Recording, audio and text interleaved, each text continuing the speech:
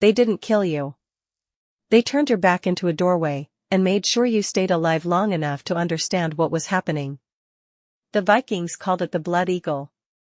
A punishment so horrifying that even centuries later, historians still argue over whether it was truly performed, or whether the stories were too monstrous to be believed. The victim was forced face down. Then came the first cut.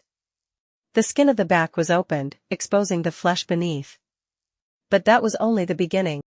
According to the ancient accounts, the ribs were separated from the spine, one by one, and pulled outward. The result was meant to resemble the wings of an eagle. And then came the part that made the ritual truly terrifying. The lungs were supposedly pulled through the ribs and spread across the back, creating the appearance of bloody wings.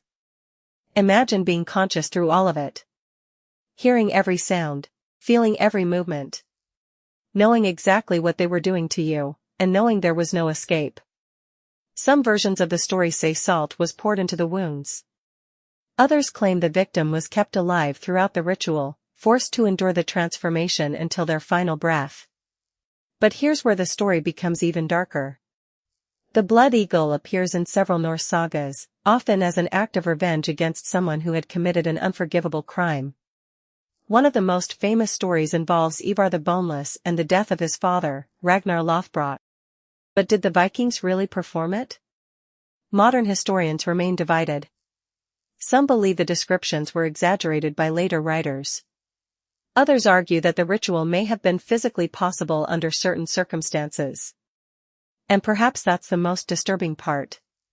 Because somewhere between legend and history, there may have been a real person, lying face down, listening to the people around him, as they prepared to give him his wings.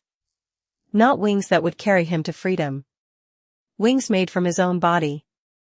And when the screaming finally stopped, the Vikings would know the punishment was complete.